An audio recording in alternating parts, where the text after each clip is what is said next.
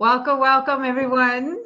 This is Avi, and today I am so happy to talk to Elizabeth Yochim, and we had a little bit of a hiccup today, logging on Zoom because it didn't want to let us go live. So I am very curious today, since we'll be talking about the art of revealing, what will reveal in our conversation today.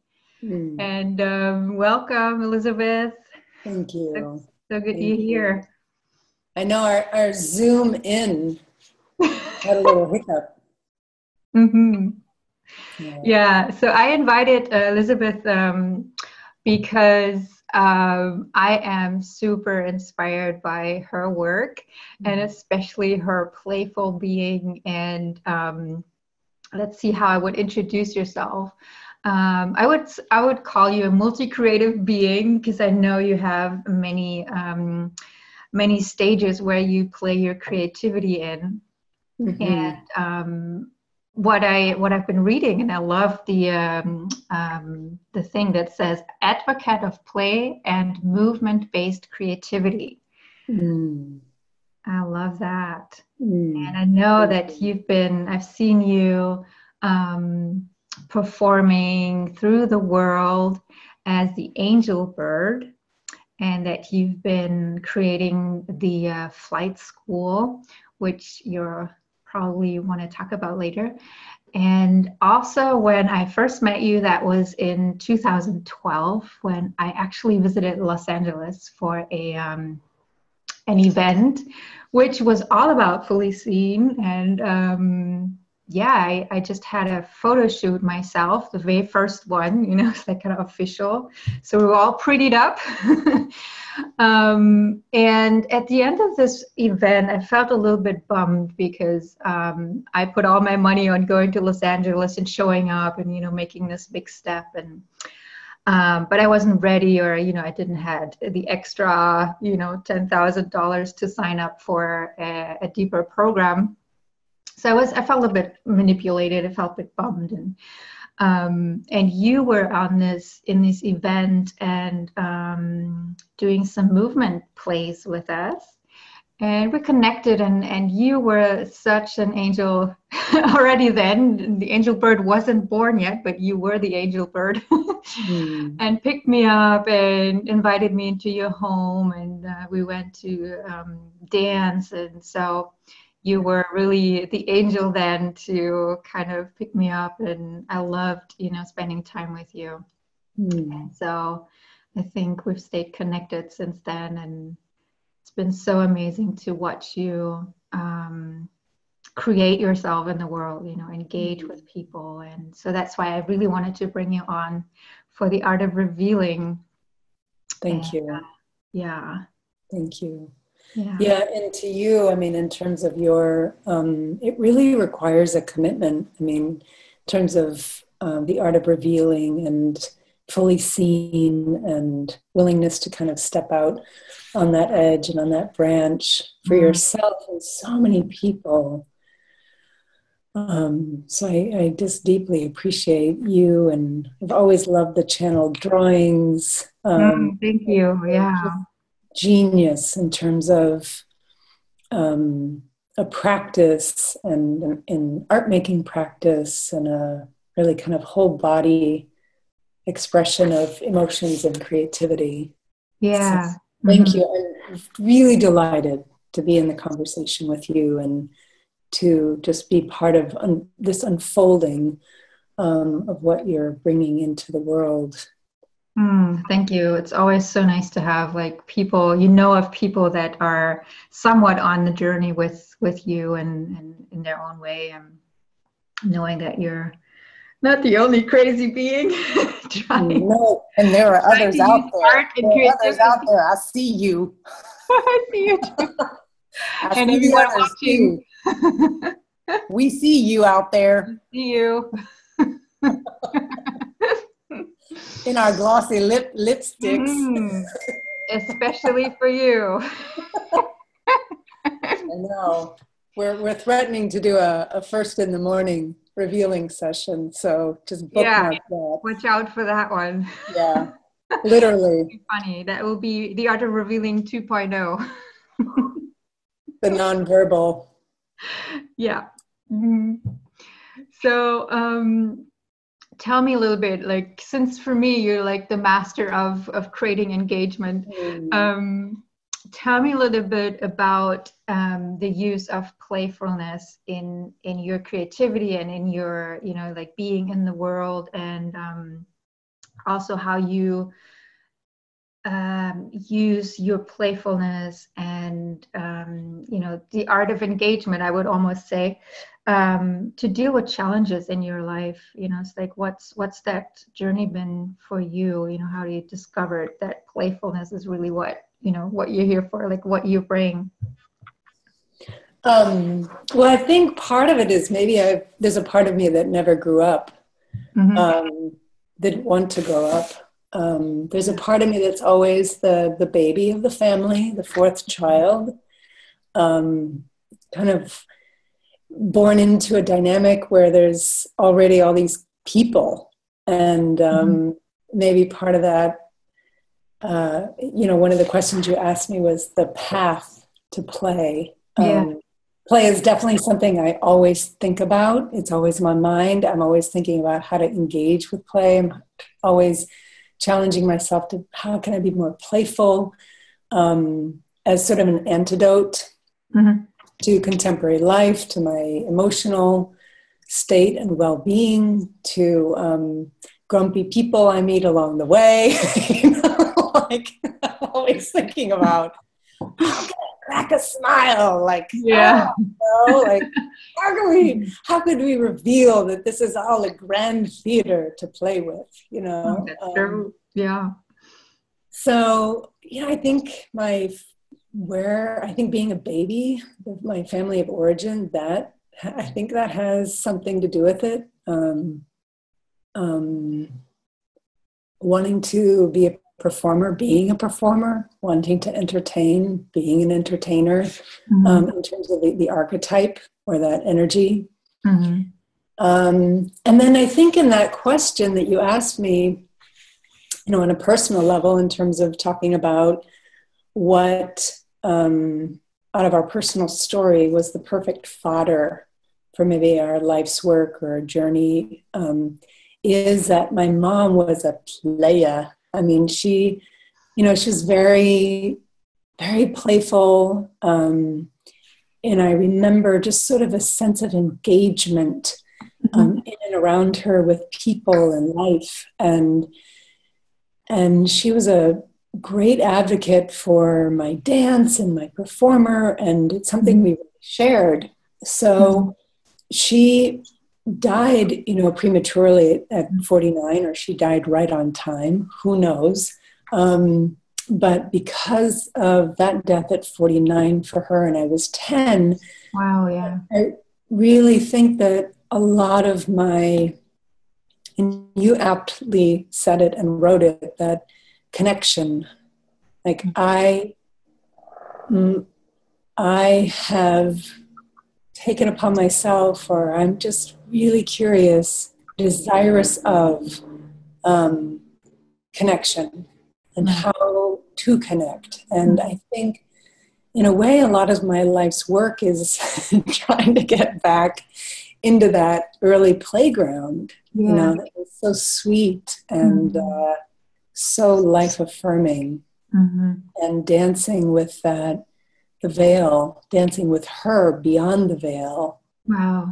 And how I've only recently realized, coming from a place of feeling abandoned and having to work through that material too. No, actually, she's been here all along. And I've been dialoguing with her. I've been dancing with her. I've been creating with her through the veil for 35 years. And that's been a huge epiphany. So I think when I say like my entire body surges to play, it really does. Not that it's a practice too, I mean, I get depressed like everybody else. I hide in a corner. I am sitting in a puddle of tears. I am, and there's a mechanism in me that remembers how good it is to play and just be playful with life. Yeah. Yeah, I can hear you like using play for, to bridge like connection. That's something that I discover that I'm doing, when I don't know how to connect, that there's some natural way that I feel like more like if it gets to like, if I'm having so many like, oh, I can't do it, like if it's cramping me up, it's like the only way I can still connect is like making a joke or like start playing playful contact. I do know sometimes now that I use it also as when I feel obviously when I feel uncomfortable. So it's always a little bit like finding that authenticity in me. It's like when is it okay? It's like to be seen and that like, oh, I can't, I don't know how to connect right now. Or when is it, it's like when is it so helpful to just ease up and playfully create connection? So that's always been an interesting exploration for me to be with, to be as real as possible. There's so much there, right? Yeah, so much. I mean, I was working with a clown director because I'm very interested in clown work. And the line of performance, the clown is available to the audience. The clown is, and the director, the teacher that I was working with, he said, "You're like thinking too much. You're trying so hard." And he's like, "When you do the Angelbird, you're not going out on the street and you're thinking, okay, now I'm going to raise my arms. Okay, now I'm going to say this to that person. Okay, they're going to move that way. And then we're going to do this thing, and then it's not at all like that. It's like it really is the purview of the child. The child plays. They don't talk about, they might talk about how to do a game and how the game's going to go, but they get on the playground and they throw themselves on a jungle gym. Or they throw themselves into the sand, or they throw themselves. So I think that's mine and all of ours, to kind of just get back to that place where, what you're talking about, either playing by yourself and remembering what that was to play by yourself, or to play with other people, and how it was sort of this immediacy. And how the development of our minds have sort of come in to interrupt that pathway, for good and for bad, and for worse. For worse. Well, tell me a little bit about, or I know a little bit, but maybe people are watching that might not know you yet, about how the idea with the Angelbird came to be and what you've been, it's like, because this is something that seems to be like evolving, and you're putting a lot of energy and life force into it. So where does that motivation came from? And maybe share a little bit about the Angelbird and where the journey has taken you.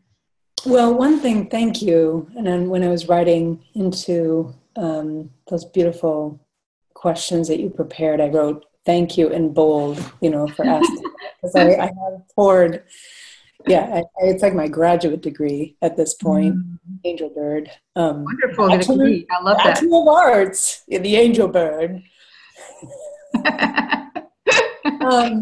And it's behind you on your shoulder. Little rocket Angelbird. Definitely. Yeah. I think I would underscore to begin, just for mindful of, people that are watching, and thank you so much for joining us in our conversation.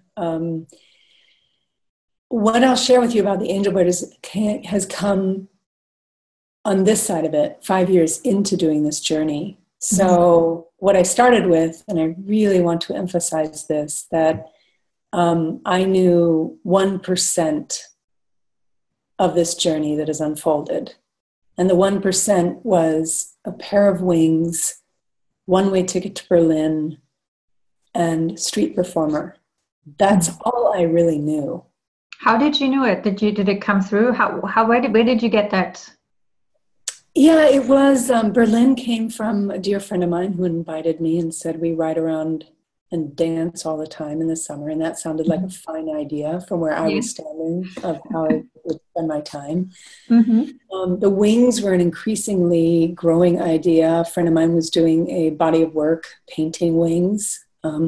Wings came to me. I was trained in Italian Renaissance art history, so I had done a lot of visual studies of wings and angels and messengers. I had visions myself of remembering. There's an actual study of this, of either people who can remember, or is this collective memory of remembering before I had arms, I had wings. Wow. Visions that I had just before waking. And that there was a point in my hands that were connected all the way to my heart. Yes. And I fanned when I moved and my arms like a bird, then I would fan my heart. Yes. It's all of one meridian. And that's just what came to me in these visions. So it was visions. It was a 20 years kind of looking at this material that came through the Renaissance, that came at a time of incredible amalgamation of thought and science and culture. It was this friend who was painting wings. And then it was just this, I talk about it like a freight train, those ideas that will not leave you alone. Yeah. No matter what obstacles. I think you know what I'm talking about. You know what you're talking about. Choo, choo, choo, choo. Woo, woo. They just come at you, and they won't let you go. So the Angelbird was born out of a very simple request from my soul, my heart, my spirit, my longing. Yeah. Was what was the one thing I really wanted to do? And it was to be a street performer. Well, then why don't you go and do that? Right. And I share that fully aware of that those voices or those things can either be very small or big. Like everyone doesn't have to, get rid of everything they own and trade it in for a pair of wings and head to Berlin. But it's just yielding to that voice. So that was the birth of what became the Angelbird. And it's now 5 years, and I've been traveling many parts of the globe to perform in the streets, to perform most recently in Edinburgh, Scotland, the Fringe. I was just performing in Canada, and it's come from that simple equation to really understanding that what I love to do is to create these improvisational theater pieces, mostly in nature, that connect people to a sense of place and land and ecology and story, vis-a-vis maybe myths, that I'm repurposing or inserting the Angelbird in, so to connect people. Why is that so important to you? Oh, I love nature. Why is it? Because I guess I feel a part of, I guess I long to feel a part of, it gives me a sense of belonging to myself. It gives me a sense of belonging to the earth. It gives me a sense of belonging to people vis-a-vis that connection that we create through art and theater and erecting these sacred spaces in the middle of anywhere or nowhere. Gives me a sense of timelessness. It gives me, So freedom also. Yeah. Yeah. That liberation. And you're absolutely right. It like lands me in the body that I incarnated in. It lands me here and it connects me to everything. And I think that's the sweet spot. That's the freedom. That's the freedom. Yeah, absolutely. Something I'm discovering more and more myself, it's like the power of, if I can deeply connect within my own being, that it expands naturally outside, less looking on the outside of what reminds me of me. That's been a journey, or that's always part of the journey, but like to really deeply, what you said, like land in your being, land in your body, and then move from there, I guess. And how does that in this moment relate to fully seeing, the art of revealing, in terms of what you're saying? What do you mean? Just the awareness, just like building upon what we're talking about. Like if you drop into the art of revealing, how does that relate? Where is that alive, like right now? It's like, well, I can only answer it for myself. It's like, like revealing myself to myself. Before I, that natural desire to be seen. Or to see myself, and moving from this place where I recognized my own parts. All of the parts. When I move from this place, owning those. All of that's here. It's a much different way of connecting. It's like once I've owned or honored this here and landed in here, when I move from this place, I'm fulfilled. I'm full. So the level of contact, or the contact is much different than from without doing that, without being able to land in here. It's like there's a lot more wanting and needing. I mean, we always need something, but like more, it seems more like this energy thing, more. And, I'm not perfect. I'm doing this as well, but whenever I can remember, to land in here first, it's like honor this being and let it fill as long as it needs to be filled, and move from there. It's much different contact, much. Yeah, the quality. Yeah. And I think I appreciate so much what you're saying. And for me, the most significant is the revealing to yourself. Like you said it so beautifully, like revealing to yourself, being willing to reveal first to yourself. Yeah, and that takes so much courage. I think that's where the polarity of the freedom comes. Right. Because in that is the risk, which is why it's so beautiful. I just have this image of you as a lamplighter, really, in terms of holding that, as a beacon for others to be able to journey into that place, that sense of quality of knowing, being with the self. Yeah. And that's also what I admire when I see, like when, it's like, I haven't seen you perform live yet. But I have seen the beautiful video that I'll be post somewhere around here. People can watch. When you do the Angelbird performance,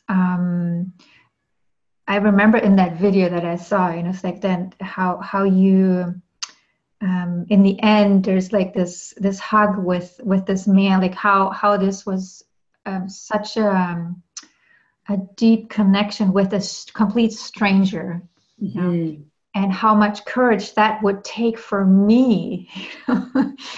And I wonder how, I think in one of our talks, we explored a little bit like that edge of, it's like the anticipation, the fear, like how much are you actually afraid of contact, and how much are you pushing yourself, and how much from what we're talking about is just natural. It's like once you know your mission, you filled yourself, it's like that it comes so natural to connect. Like how is it for you when you go out in the streets and perform, and people, and receive the feedback from people, whether they look at you kind of, I don't know how they look.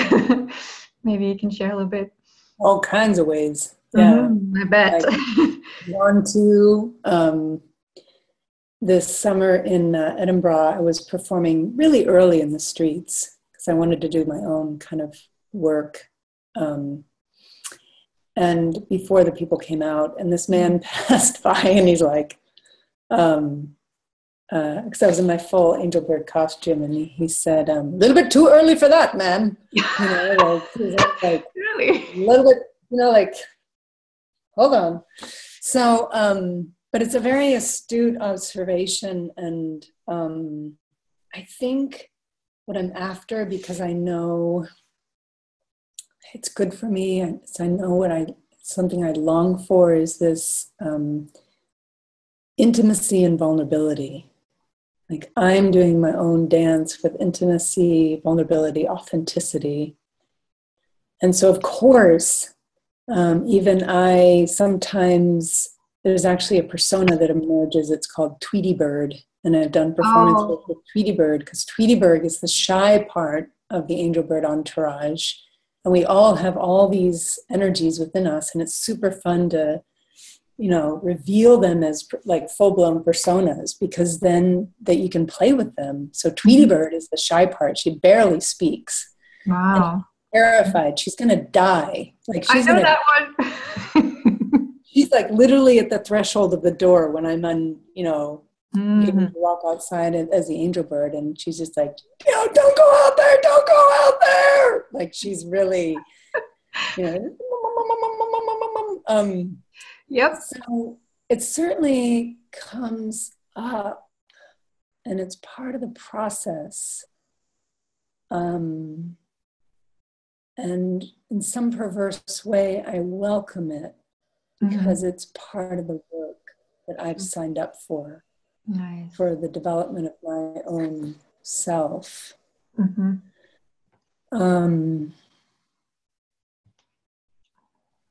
Yeah, it's sort of like a grand, I think, to open this up to everyone who's watching, is just, it's like to figure out what is, like with you in the art of revealing, what is that grand experiment? Like be in the laboratory of life, and this need for connection, or reestablishing connection, the desire for authenticity and intimacy and performance and out of the box ridiculousness, absurdity. Yeah. That's what makes it worth it.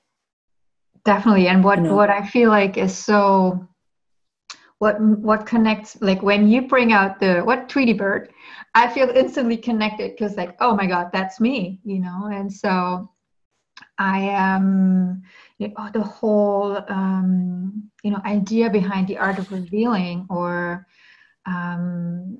it's like that sense of, how do I connect with someone? It's like, for me, I don't really connect with someone, it's like if I only see like their pretty parts, or that they have everything in order, it's like that image that we project into the world, how we want to see ourselves, or want ourselves to be seen, just not to be criticized, or just all this fear of like not being good enough.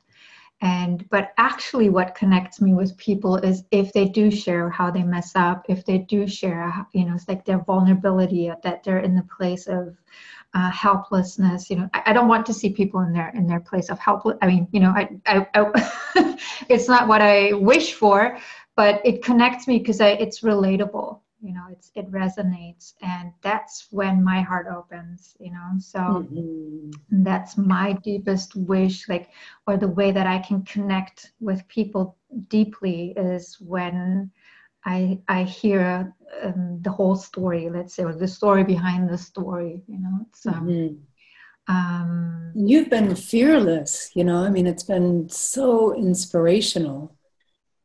Just to be privy and to ways in which you've really, put yourself inside the cauldron. I mean, you've put yourself inside the fire.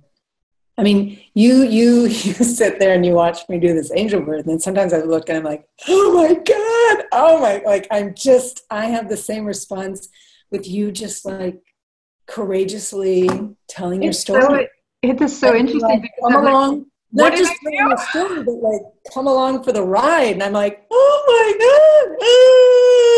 God, but I'm like, oh my God, for her.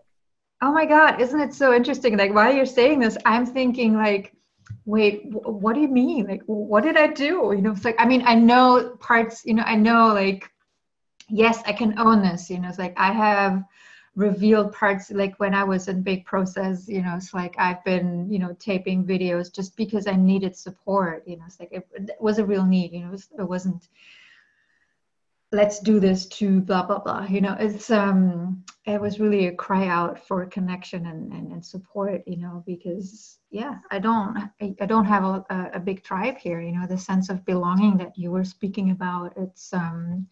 It's a life path for me as well. And I think most of us, it's like that sense of belonging. And, but I find it so interesting that, when you say, wow, you've been so courageous, like part of me wants to say, no, come on, you've been. So isn't that so interesting? Like that part of me that wants to kind of like disown that part that is courageous, it's like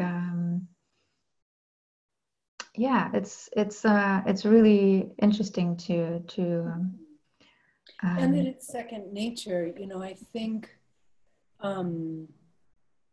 I think what's also interesting, what we're talking about is, and I think it's really up in the time of social media and technology and sharing, and that can we, and this was at the beginning of Angelbird, when I didn't document and I didn't talk about it, I didn't share it, because I wanted to challenge myself, can I just do this for me, But there's another level, there's an aspect of social media that can be, can I share this so that I witness myself? Right. Like it's a canvas, like it's a playground. Yeah, that's but been... I think that's how I also have seen you engage with it, is just like I'm revealing this on a larger stage. But I need to reveal this to myself first. That's so true. Thanks for witnessing and reminding me of that. Yes, absolutely. Yeah, exactly. Like seeing myself through that other lens. Yeah. And that, what I see in what you are doing and we're doing and have been doing, and the Angelbird, is that the Angelbird taught me, actually make a fool of yourself in this consensus reality. Make a fool, become the fool, because there's so much freedom there. It means you have so less to fall. And you That's so courageous.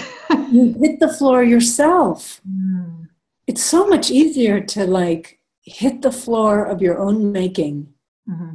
than to fall from somebody else's society's pedestal. Mm-hmm.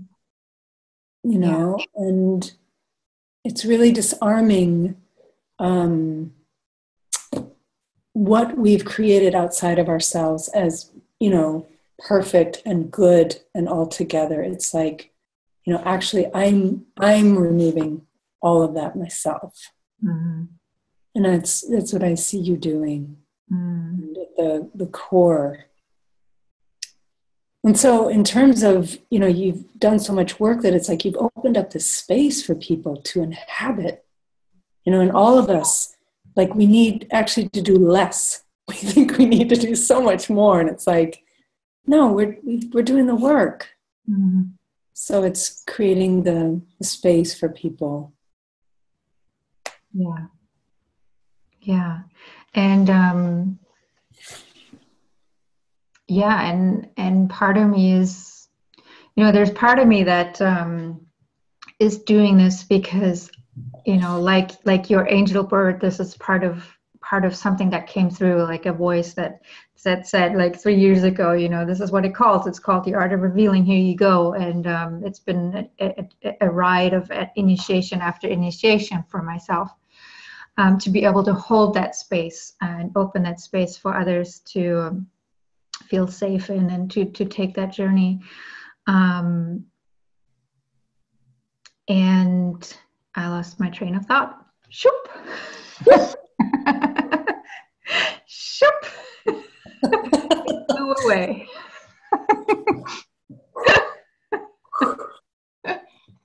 Exactly.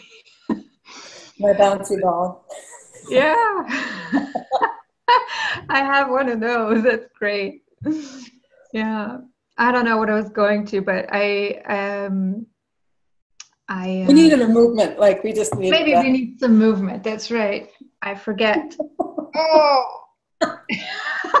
I made a movement video yesterday morning because that's the thing. I'm like for years, I'll be 90 years old and be like, I need to do those movement videos. So I made one yesterday morning, and then in the art of not revealing, I looked at it and I thought, yeah, wow, okay, you look good. Not gonna post. Oh yeah, but why is it that you're not gonna post it though? What's your fear? I know, right? Well, part of it is my pajamas are really, it's like I'm wearing them anyway. I don't know. Isn't that so interesting? You know, you go out there in the world and be Tweety Bird and Angelbird, and the video of movement in pajamas isn't going to make it to the... It's a very short shirt pajama. Quasi-nude. So what? That'll be my XXX version. I could dare you. And by the way, I will dare people in the journey that... Oh, you should. You should. I will definitely dare people. That's going to be fun. We're going to be daring ourselves. You know, we have a safe space. You know, we don't have to dare ourselves in the pajamas in the front. You know, it's like go perform with it. But you know, it's like doing it in a small safe space before we've built that courage that we can tolerate this kind of you know, discomfort and move out there. And I'm sure that this is something that you actually do have, you know, already in your muscles and in your cells and in your bones, you know, that level of discomfort. I accept the mission. Yeah. I accept. Yeah. Tell me a little bit more, or the people watching, because I already know about them, but maybe there are more. I know that you love to have different personas and you bring them to life in different, maybe you don't anymore, but I remember that you had this, you know, you have an art appraiser, you also an art appraiser. So yes. When you're in that role, you're a certain person. And when you do, I don't know if you're still doing this, the tea ceremonies and Yo-yo san. So is there anything that you would love to share more about it, or what kind of roles you have, and what how that helps you with certain things? I think it's all in the realm of play and following impulse and that which we see in the world, which we adore in performers and entertainers, and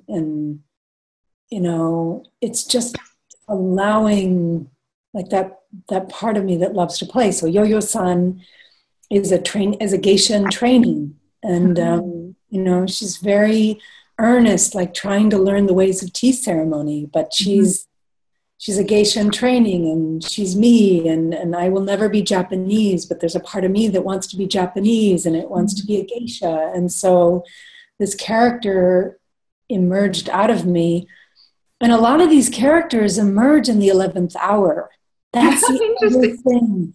Like, that's the great thing about assignments and daring people and creating opportunities in which you don't have a lot of time to think about it. That's sort of when creativity gets catalyzed, and because you get out of the way. So Yo-Yo-san came 10 years ago when I was trying to think of a way to show up for a friend in their birthday party. And this character of all the residual of living in Japan and not getting it right, Yo-Yo-san about not getting it right. Oh, I know that one. Right? But, she tries, and she shows up, and she serves tea, and she plays a koto, like a shamisen on a guitar or ukulele, whatever's there. She sings. It's a little bit off, but it doesn't matter, So Yo-Yo-san is a super fun character to play with. Tweety Bird, Odd Duck. People love Odd Duck. I think they love Odd Duck more than Angelbird. And Odd Duck is really like the engine of Angelbird. It's like, Odd Duck is like this. And she just goes out and Angelbird, be weird, be more weird. Like it's a really bellowing voice and she looks like your creepy uncle. She has a big rainbow bush, and she has a chicken on her head, and she's in a yellow onesie with, and she's got these big cartoon hands and rainbow socks, and Odd Duck is just weird. And it's so liberating to be like the weirdest version of yourself. And because it's like, and everyone loves Odd Duck. I think they love Odd Duck more than they love the Angelbird because it's not as relatable. Right. Angelbird is this beautiful, idealistic, and I love Angelbird, and she's inspiring, but Odd Duck is what we all go to bed with, what we all wake up with. Absolutely. This is exactly what inspires me with, daring people to reveal that part of themselves, and myself, not just people, but yeah, it's amazing to play with that image that we have. We need to be enough and perfect and tra-la-la. But actually what relates, what connects us with others is like, showing our, whatever is here, it's like the unpolished and raw and authentic part that keeps questioning things, and that's why play is so powerful. And I've always been like the analog girl in the room. What is on your person? Like, what's with you all the time that you can play with? I'm always hesitant because to say, have more fun with your life, because I know it's like sometimes it's a very privileged position to say have more fun, but people throughout time and scenarios and it's important to find all the little ways that you can bring a little levity, a little lightness, a little breath, a little, it's only been in the last couple of years that, and this is a part of my art of revealing in my life. I mean, I was at 40 years old, people, 40 years old when the Angelbird came out of me. Yeah. And it's only been in a couple last couple of years that I've really felt into the nobility of the entertainer. Mm. That it's a noble thing to want to help people laugh and feel good. Mm-hmm. And I think the part of us that wants to play has it's a big piece of that, you know. Yeah, and I believe it might not be about like having to make people feel good, but like for me it's like giving permission, you know. It's like with revealing yourself as you are, you know. It's like to have, you know, the message is like it's okay however you feel, you know. And even sometimes even in feelings that you wouldn't say they're fun or playful, if I give myself permission to just feel them, you know, there's a certain release, you know. It's like I don't want to say it's like fun fun to cry, but there's a certain of easiness to it, you know. I don't know how to explain it, but release, that allowing and just being as you are, you know. And it will naturally bring you back to feeling good or even joyful at some point, you know. It's like for me it's like really riding the wave of whatever is there back to, you know, connection, back to joy, because I do, like in my experience, that is where it always leads to, you know, where we would actually want to go, you know. Yes. Once we let that river flow, you know. And I love that point. I'm wondering if you do too. I love that point where you're sobbing, you know, and then you sob to the point where something in you finds humor, or the emotions are so close between sorrow and hilarity, or sorrow and joy. They're actually so much closer, and we see that in little kids and babies, you know.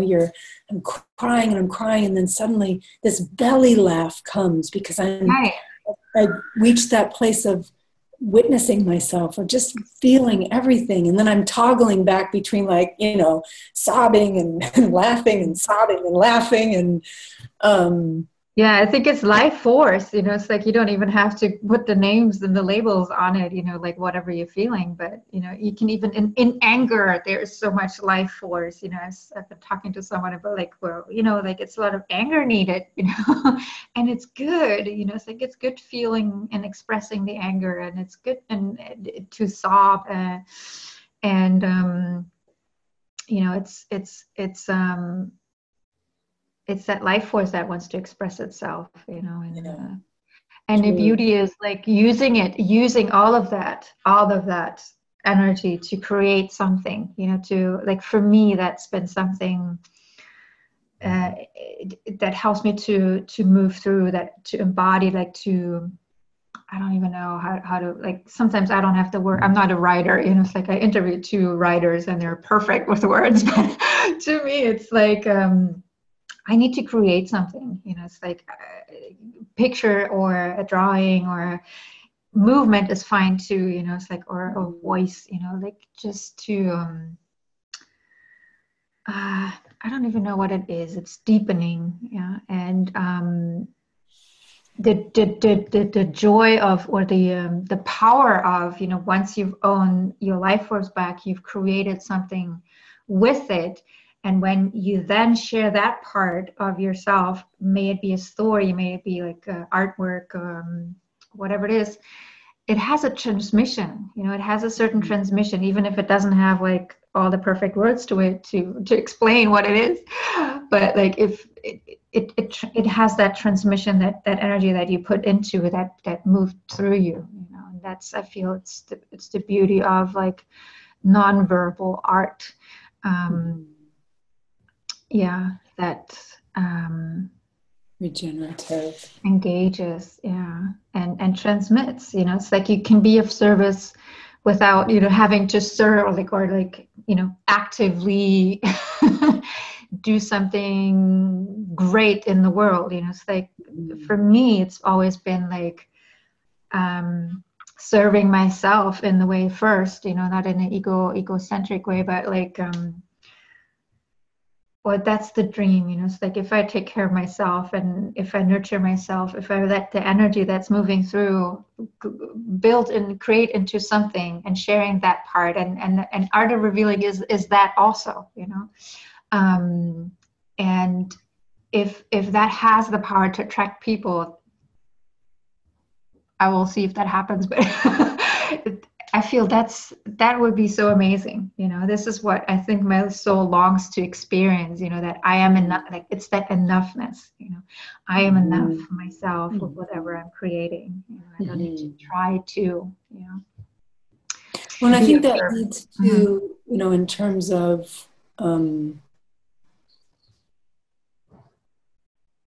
it's always that question, or, what would you do?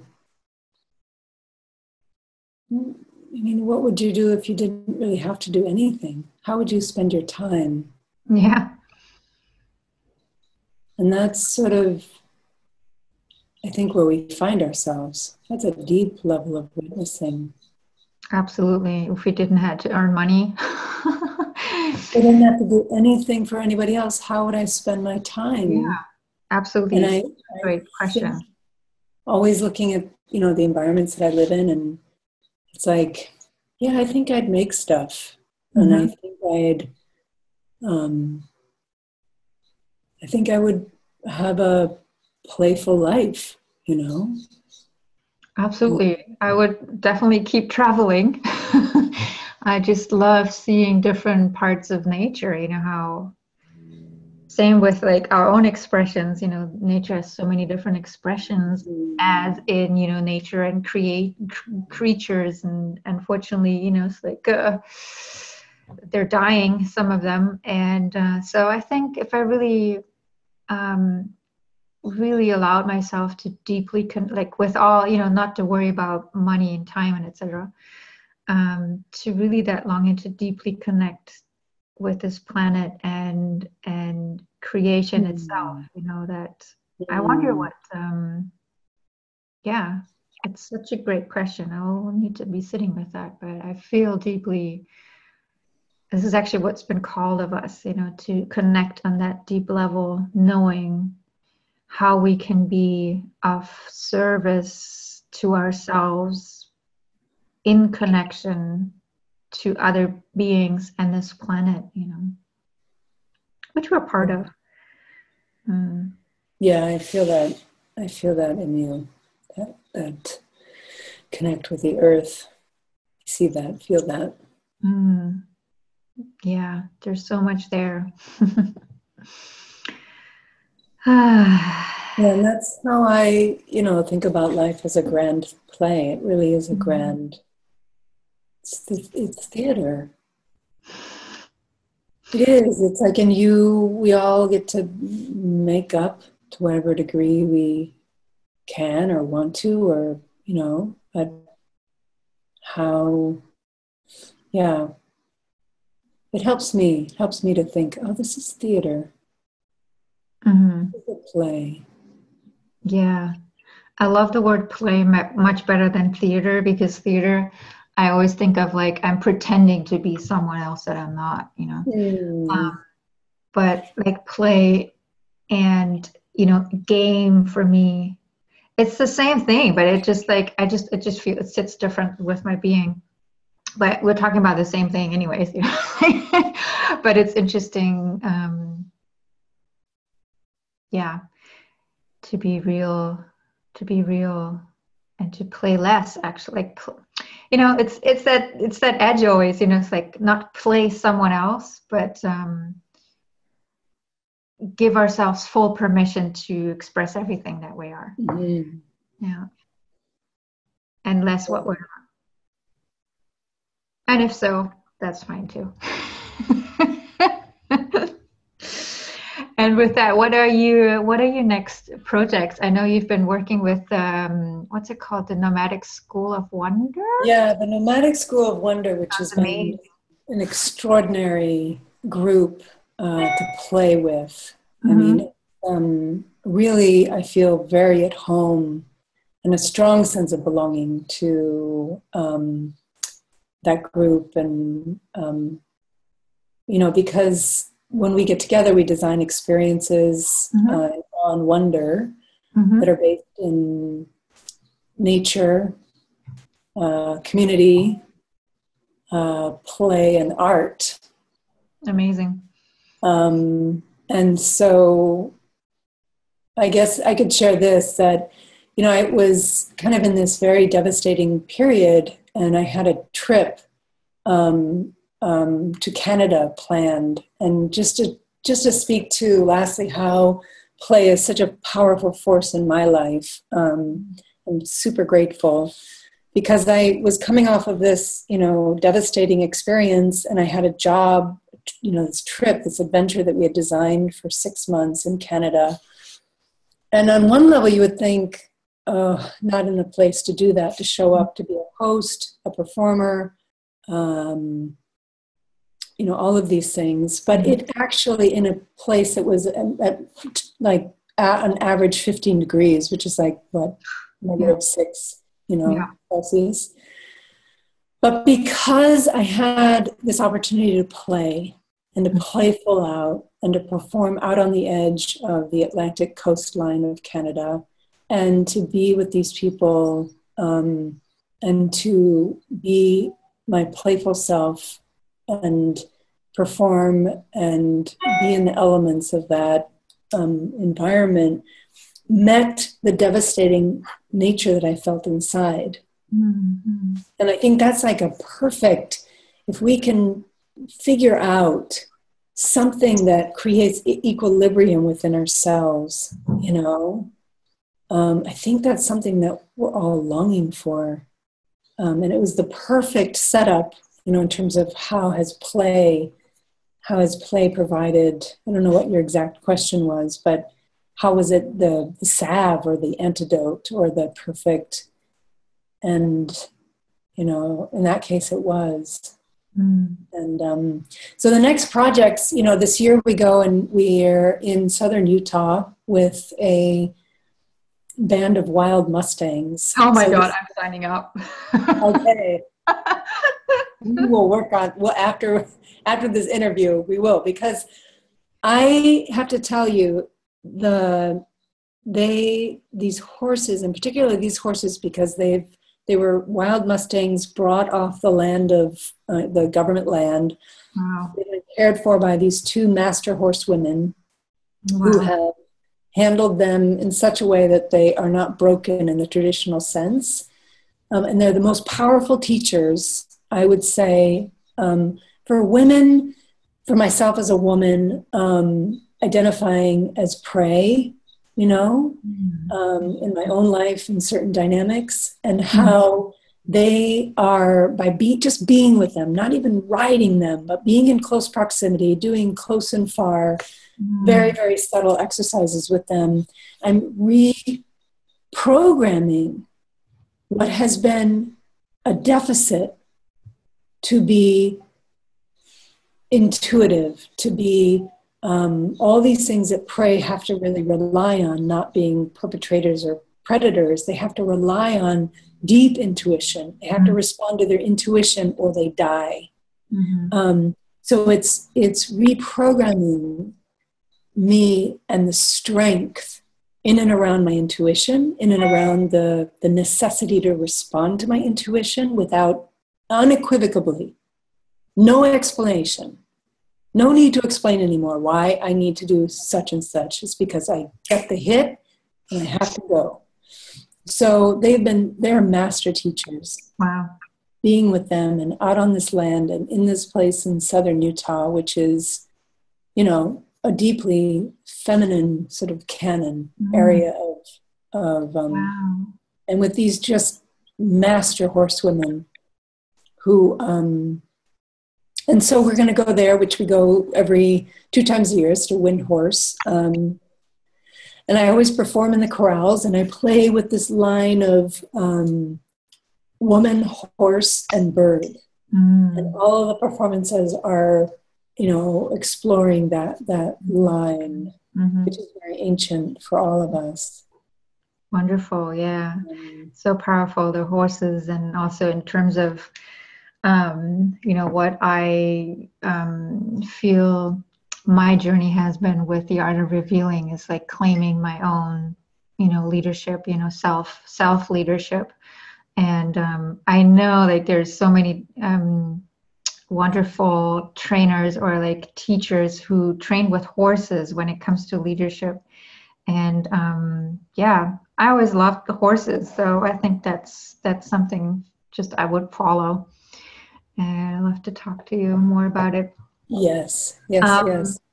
Maybe like for closure for this conversation, how like you also working with people, like how can people connect with you, if they wanted to get to know you more, or is there anything that you like to invite people in, or something local that you'll be doing? So maybe you can share it. Yeah, it's interesting, my word for the year is actually reveal and joy to the world. Because 2017, I began to tell stories to myself that I was not willing to really own. Secrets. I was willing to at least write them down and tell people that are close to me. So the power of that, I could taste a freedom in my life that I hadn't before. So this year is really to reveal in art and writing, and bringing more joy to the world, especially through my Angelbird. Like, don't be stingy with the bird. So I preface all of that because I've been I'm putting together, I think I've studied authentic movement, which is that basic relationship of witness and mover. And in the future, this year is going to be more opportunities to engage with Flight School 101. Nice. Flight School 101, which is just the witnessing. Like, some people are breath teachers, teach you how to breathe. And I think one thing that I do is I really teach people how to witness themselves and others through this practice that I've done for many years. So that's one way to certainly engage. And the other way, for those of you who stuck around to the end, just reach out and email me, call me and, connect. We'll be posting links to that, so you can do that. Let me know about how you're taking flight in your life. And I always love to know about how people are nesting and how they're taking flight and the risks they're taking in life to be more free. Yeah, so everyone's going to be invited to share that with you or with us. And thank you so much for taking the time and juggling playfully with me the time until the thoughts were letting us on to reveal what wanted to be revealed. Thank you. And, it's always lovely to be asked, what do you think? It's really a lovely invitation. What do you think? I want to know what you think. Huh? What do you mean? So lovely. So thank you. Thank you.